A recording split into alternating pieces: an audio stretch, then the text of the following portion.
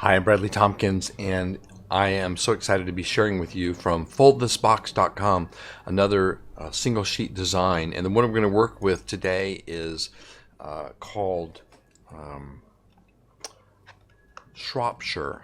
Look at all these boxes. I have a ton of single sheet designs that I've designed over the years, and I've been diagramming them and getting them ready for publication in a book. So anyway, all of these different ones are single sheet designs that have the characteristic of no raw edges and hopefully, unless it's a collapsible box, no leftover edges. So this one's brand new. I haven't even diagrammed that yet. This is the one that we're going to do right here. It's called Shropshire. You see a couple of different examples here, one out of blue, one out of this yellow with white. It's a kind of a bank box, I call it, because you can drop a little item inside there. It has a very nice structure, so it'll hold something if you put maybe some candy or jelly bean or something in there. I'm going to be folding from this decorated sheet of paper. It's sort of dark blue on one side and light blue on the other. And we're going to begin with the just trying to think about this. It doesn't really matter which side you start with. You're obviously going to get one color on the outside, and since this particular one has some sort of decoration on that, I'll have that on this outside. So let's just begin creasing. What I'm going to do is we're going to start with the doesn't really matter which side you call it, but I'm gonna call that the decorated side, the colored side down. And we're gonna crease in half, but I'm not gonna crease all the way through. What I'm gonna do is just mark a half, just a little ticky mark there. I like to do all of these pre-creases at the same time. So there's half in both directions, and now I'm gonna crease, make a mark for the quarter mark. And same thing, just a little tick like that. A little tick here. Make sure I can see that halfway mark. And we're going to do the quarter on the other side.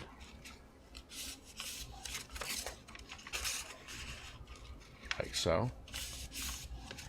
And with those marks, I'm going to be working with the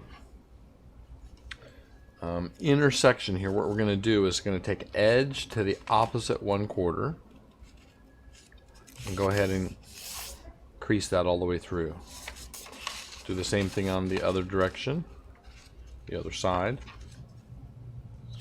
Edge to the opposite 1/4, and what that does is it puts a quarter of the dimension of the box in the center, leaving 3/8 around the outside. Let's do the other side here. It's a great dimension for a box because it gives you a nice little base in the middle and then the rest for the wall structures. There we go. Now while I have this same side here where I've just done those valley creases, we're going to do diagonals on the outside squares there, not through the middle. So I'm just going to crease edge, corner to opposite corner, and then just preserving the bottom. Go just like that.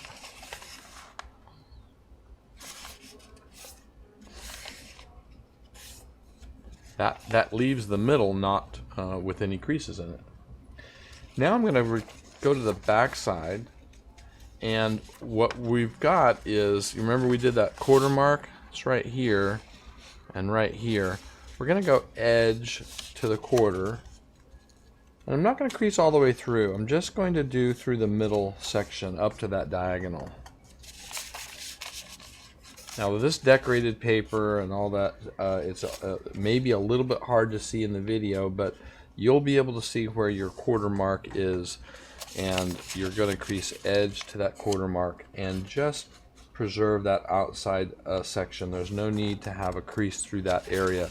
So you see me creasing just in the middle portion there. I'm looking for that mark there. There we go. Now we're done on that side for right now. I'm going to return to the original side where we had our valley creases, and what we're going to do is I'm going to just flop this up along that crease. And using this outer crease that we just made, I'm going to do a little dog ear here. I'm just going to right along the edge. So we're going to take the corner and go right to that little line that we just made, and then open it up. That gives me a mountain on this near side and a valley over there. Let's just do the same thing on all of them.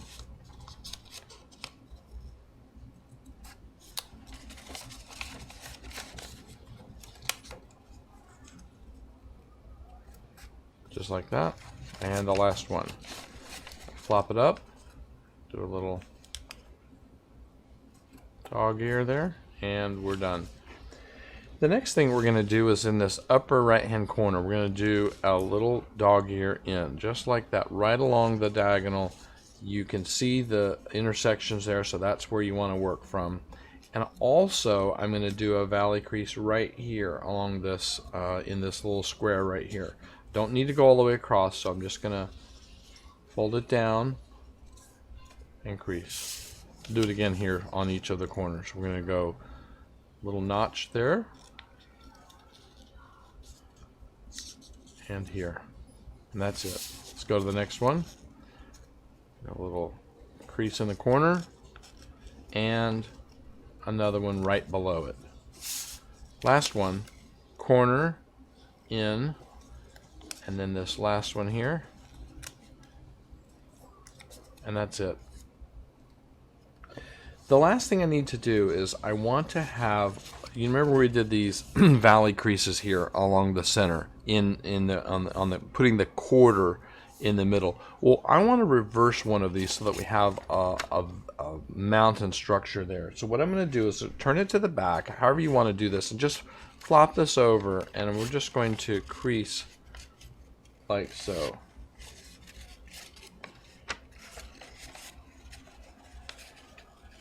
Just like that on each one of these. The upper right hand section is going to, the crease is already there, we're just reversing it. And we're ready to collapse the box. In other words, we've done all the pre-creases that we need to do. So what we're going to do is I'm going to just concentrate on one section at a time, just this one portion right here. And what we're going to do is I'm going to drop this. You'll notice that they have a mountain here and a mountain here. What we're going to do is just drop that down, just like along the existing creases that we did. When you do this, all of these steps, there are no new creases being done. So if you find yourself making a new crease, then that's not correct. You'll just want to have along the existing crease lines. So when we do this, you drop that down, and here's your raw edge. What we want to do is just fold that under right against the wall structure there. So you just crease it all the way under, right against the wall. It's straight in half, and just kind of crease it securely like that. And we're done with that. We're going to be flopping this over here in a minute, but right now I'm just going to leave it. We'll come back to that in a minute when we get them all done. Okay, so the same thing here. We're going to just drop this little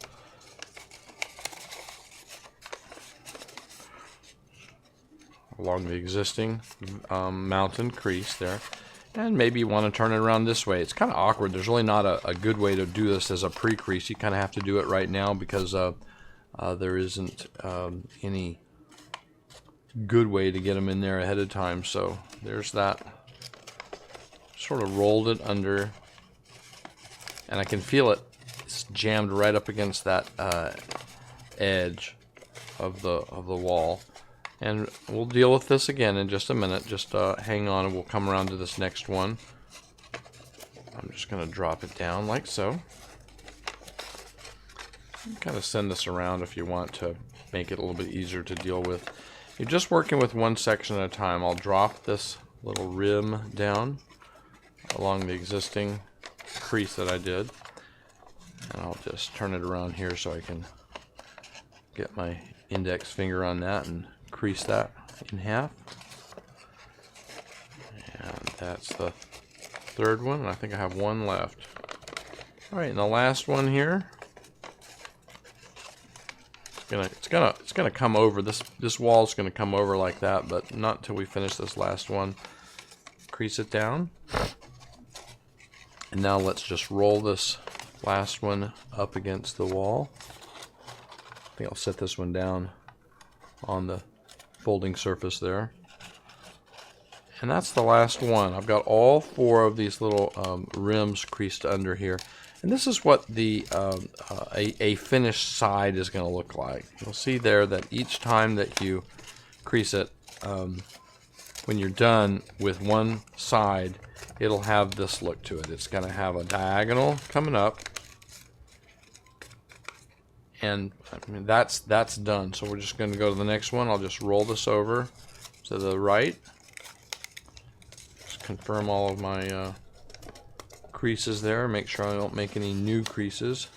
See what's going on here. I wanted to unroll just a little bit. So there's the next one. That looks good. And go to the next one here. Have a little. Remember that little dog ear that we did on the corner? So that's what that is. I'm just going to roll it in like that. And that's it. So now that we have all of these flaps, you're just going to drop them in on top of the box. So I'm going to do the first one and just roll it around. Second one. It's kind of like those moving boxes, you know, when you you don't have any tape and you just sort of roll the first one, the second, and the third one, and then on the fourth one, you're going to stick it underneath the very first one. So you just kind of poke it under there. And it has a little flap structure there. And then just look at the box and see if there's any minor straightening that you need to do. You can just kind of come around there and look at each one, make sure it looks good. The bottom looks smooth and good. This one needs a little fixing there, so just check it out and see if there's any last minute things you need to do. And you know, the completed box looks like that. Now you can see all of the decoration on it, and I left that blue on the rim there. Here's the one that I started with, a little bit smaller, and here's the first one I did, even smaller. So you have 3 little boxes there. It's called Shropshire number 261 out of the gazillion that I've done. I hope you enjoyed learning that particular box. Happy folding, and thanks for checking out foldthisbox.com. Take care.